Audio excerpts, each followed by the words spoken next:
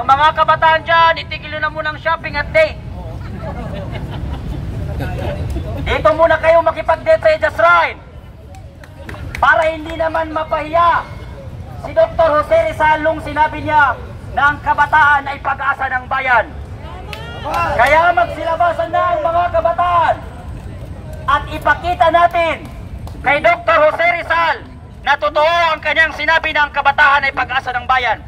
Dahil kung ang uunahin mo ay bisyo at landi at wala kang pagmamahal sa bayan mo, ay masahol ka pa sa isdang malansa. Sino pa? Ay, andito. For this to end, for corruption to end, the system has to change. Okay? So we need to be able to see, we need a live database of all the incomings and outgoings of every centavo we pay in our taxes. Okay? We need to see it live in the database, all the incomings and outgoings. We need to see everything. We need to make sure they won't be able to steal.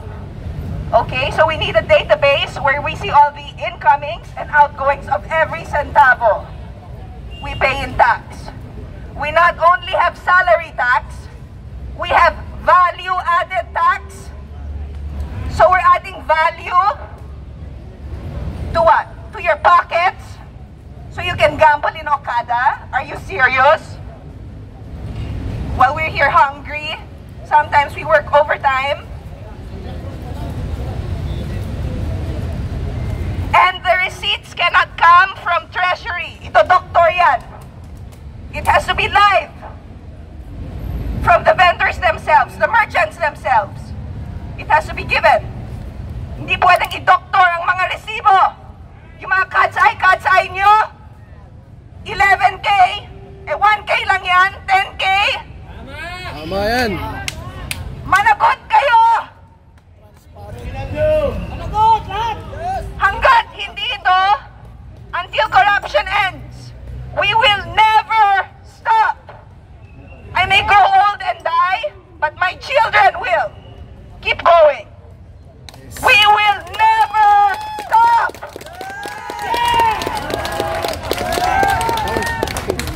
Sino pa? Meron pa ba? Ayan. Po sa inyo mga kababayan, katulad nyo rin po ako, isang Pilipino, isang ama, isang magulang sa aking mga anak na siyempre ipinaglalaban ko kinabukasan ng mga anak ko. Wakasan natin ang korupsyon sa gobyerno. Panagutin si Marcos, panagutin si Romualdez. Huwag po tayong maniwala sa moro-morong hearing na ginagawa sa Kongreso. Yan po ay isang malaking kalokohan. Bakit ko po nasabi? Pagkatapos po, mga kababayan ko, na mapangalanan si Saldico at ito si Mr. Speaker Romualdez, biglang nagrigo doon sa Senado. May nagutos po ba? Meron. Sabi nga po ni Tito Soto, gusto daw po silang ipasibak lahat. So ibig sabihin, hindi po seryoso at hindi po totoo na si Bongbong Marcos, mga kababayan ko, ang nag-bulgar ng flood control. Dahil nung isang taon, kung hindi ako nagkakamali, mga ganun din yun. Hinahanap natin kay Mr. President yung 5,500 na flood control. Dito rin sa pwesto na to. Subalit, nung nabulgar na mga ghost project pala, yung mga flood control na yan, naglabas po ng mga kontraktor. Yung po gusto nilang panagutin, gustong itakas, itong si Saldico at itong si Romualdez. Yan po talaga ang may kasalanan dahil si Mr. Speaker ang may hawak ng budget ng Pilipinas. Sila ang nag-i-insertion, naglalagay ng insertion sa budget. Sa mga tuwid silang dalawa, dapat po nating palagutin. Ganon din ang mga kongresista na kasabwat nila. Ngayon mga kapwa ko Pilipino, wag lang tayong matapang sa social media. Lumabas po kayo rito, eto na kami. Andito na kami sa dati nating pwesto ng isang taon. Naalala nyo marami na doon, lalo na ngayon na nilalabanan natin ay ang korupsyon, ang pagnanakaw ng mga politiko sa gobyerno. Tutulan natin, wakasan natin, panagutin ang dapat panagot. Yan ay walang iba kundi si Romualdez, si Saldico at si Mr. President Bongbong Marcos. Tama! Birthday mo pala ngayon, Bongbong Marcos. Ang pinakamagandang birthday na maibibigay mo sa mga kababayan nating Pilipino ay bumaba ka na sa pwesto. The ultimate sacrifice, bumaba ka dyan. Meron namang papalit sa'yo na siguradong uunahin yung kapakanan ng mga kababayan nating Pilipino. Pero hindi basta-basta bababa ka lang. Kailangan panagutan mo ang ginawa mo sa mga kababayan nating Pilipino. Nang maupo ka dyan, sabi mo itutuloy mo yung mga nasimula nung nakarang administrasyon. Pero puro pagnanakaw sa kapanambayan ang ginawa nyo. Kaya mga kababayan, muli ako nananawagan sa inyo. Panagutin natin ang mga korap na politiko. Yes! Tama! Yun lamang po. Yun lamang po, magandang hapon at maraming salamat po sa inyong lahat. Palakpakan naman natin! 35 boxes of Gold Deluxe! Sigaw nyo naman, thank you! Thank you! Ayan, kung sino man po ang nag-donate ng Gold Deluxe. Maraming salamat po. Ito, Gold Deluxe nasa likod. Lumapit lang kayo. Para sa atin po yan, ibinigay ng ating kapwa Pilipino na nagmamahal sa bayan na kapwa nating na nagsasawa na sa korupsyon ng mga politiko, lalong-lalo na mga nasa Kongreso. So mga kapatid, pakinggan natin sa boses ng kabataan na nanggaling sa klase ngayong araw to, ngunit hindi niya mapigilan ng kanyang sarili na dumalo sa isang rally ganito sapagkat gusto niya iparinig sa inyo ang tunay na boses ng kabataan ngayon, ngayong panahon na to. Si Ginoong Dwayne. Panahon na ng Gen Z!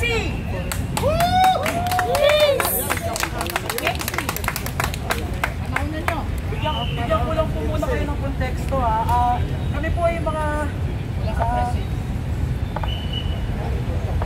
kami po ay mga independent groups, mga independent individuals. Tayo po ay nagtungo kanina sa People Power Monument. Wala po tayong nare-representang kahit na sinong politiko. Wala tayong politikong pinapanindigan. Kaya malinaw ang mensahe. Dapat lahat ay managot. Yes! Walang mga sacred cows. Tigilan na natin ang pagiging panatiko sa mga politiko. Tama! Tatanungin ko kayo, kailan ba kayo niligtas ng mga sinasamba natin politiko? Wala. Nung binabaha tayo, nasan sila? So bakit pa natin sila kailangan i-defend? Bakit pa natin sila kailangan sambahin? Ang kailangan ngayon ay pagkakaisa. Pagkakaisa na walang kulay, walang pinapanigan. Bukod dito, sa pagtawag natin ng accountability, lahat din ay kailangan nating singilin.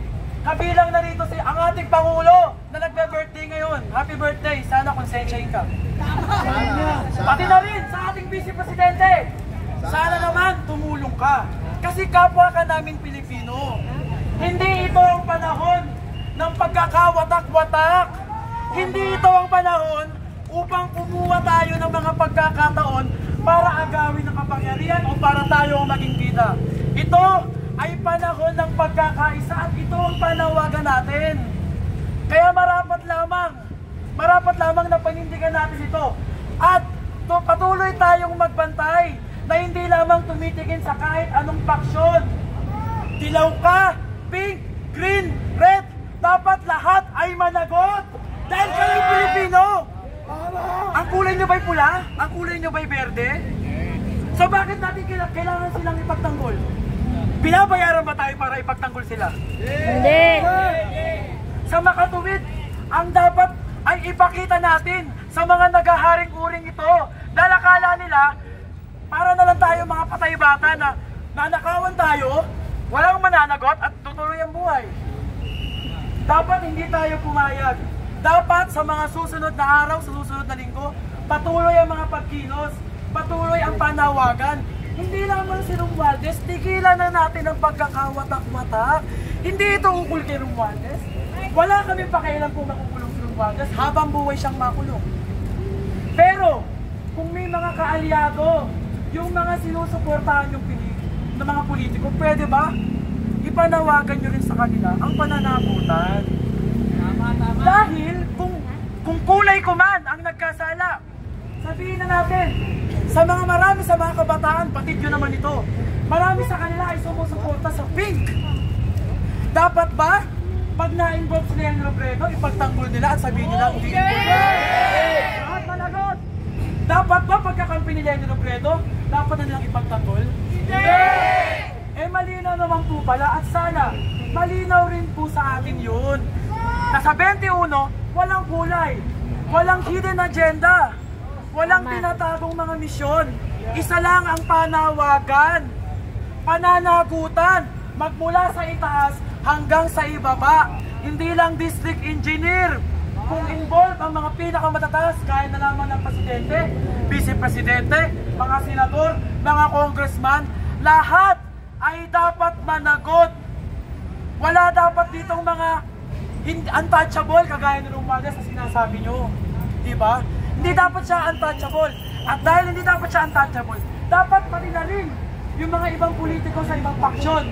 Dapat lahat, yan ang panawagan natin. Lahat ay dapat singilin. Dahil minsan lang mangyayari magkakaisa ang Pilipino. Okay. Minsan lang. Kaya sana, ituloy-tuloy na natin to. Nabuksan na ninyo ang inyong mga mata. Kasalanan na ang pumigit. Salamat po.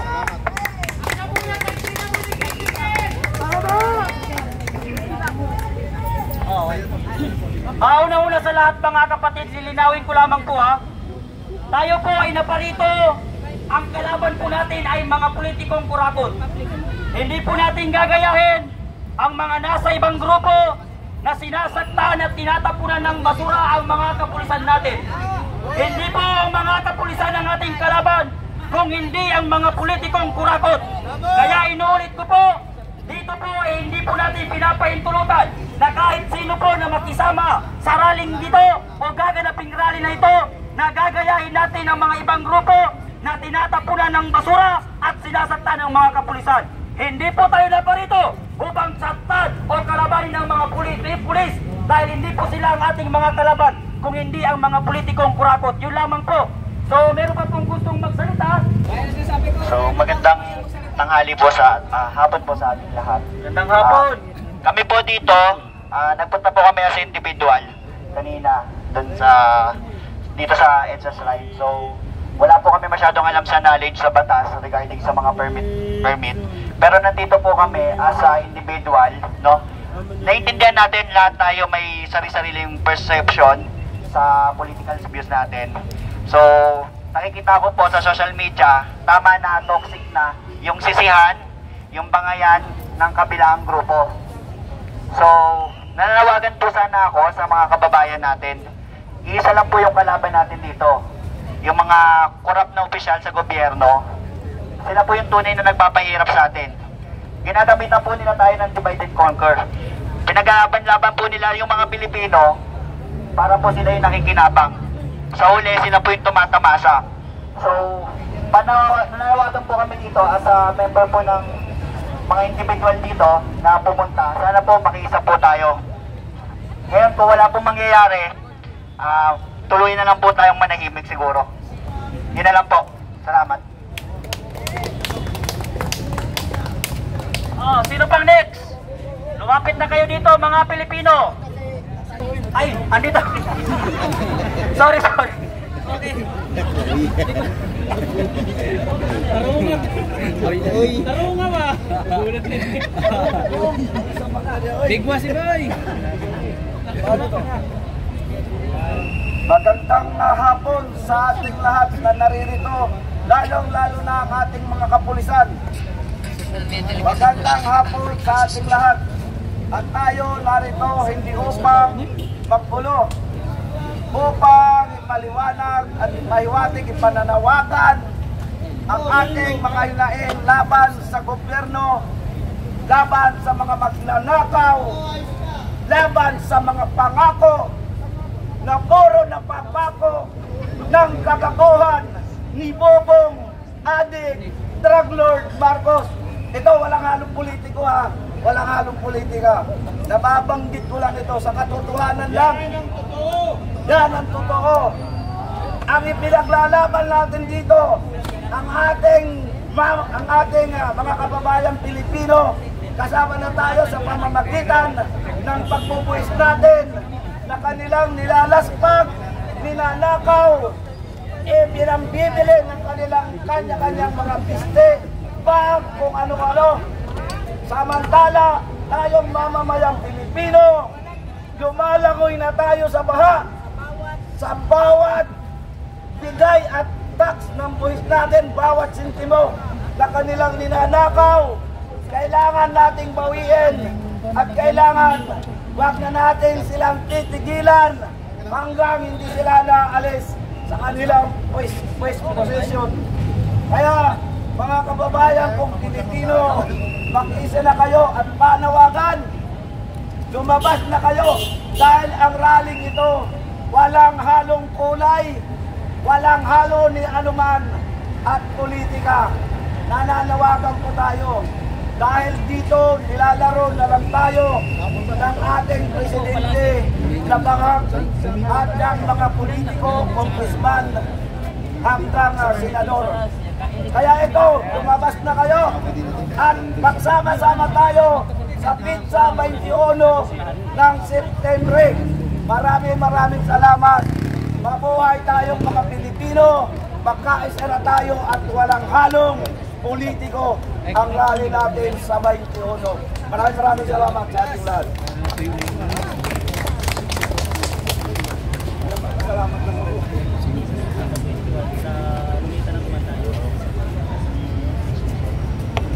Test. Mga kababayan, pahinga muna tayo, ganito. Kasi kinakabahan daw yung nasa likod, kasi mukhang hindi mauubos yung Goldilocks. Ayaw niyo ba magmerienda? Ang dami pang Goldilocks, oh. Ha? Basta wag nyo lang iuwi. Kainin nyo. Hindi, wag. Sabihin nyo. Kasi nakakaya naman doon sa sponsor, may babalik natin na hindi naubos, di ba? Oh, halika kayo. Yung mga gustong kumain, yung mga nagugutom, itubig tayo dito, at meron tayong Goldilocks na mamon. Huwag kayong mahiya. Kaya wala nangangamba. Yung mga kaibigan natin, mga yan? Yan? Goldilocks. Tubig lang. Bay, tubig bay. Tubig. Alis. Oh, kita nyo? Oh, dinapit. Oh, yun pala. Oh, ubos yan. Sige. Ubos yan. Oh, lapit lang. Magandang hapon sa ating lahat. The Court of Heaven has decided this year 2025.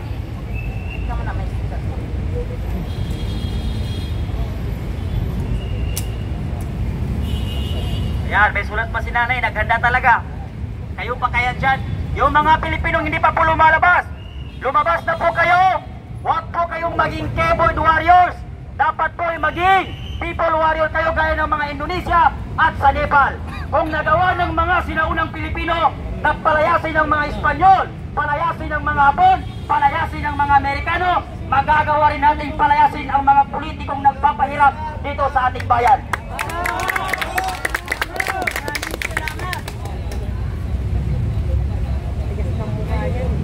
Ito ang God Heavenly Court of Justice, August 8, 2025, declared this year 25 the new era of God International Divine Government. Jesus Christ and Harabyusa, the Divine Spouse, God Susan Juan Maria Tiranya Llano Bundalon, anointed the Heaven Spouse since November 21, 1993. So 31 years na ang nakalipas bayan Walang presidente na kialam sa atin para sa ating kaligtasan. I am appointed as God's highest judge, commander-in-chief above all creation, divine lawmaker and supreme authority, law enforcer, trusted by God, the divine property above all creation, the eternal divine president of the Republic of the Philippines, and the global highest president of God's government. Our God, the Creator, above all powers, above all kings. Yan ang pangkawakan natin, ha? Above all kingdoms, above all thrones and dominions, above all wisdom, above all wealth and riches of the earth. We have to govern the Philippines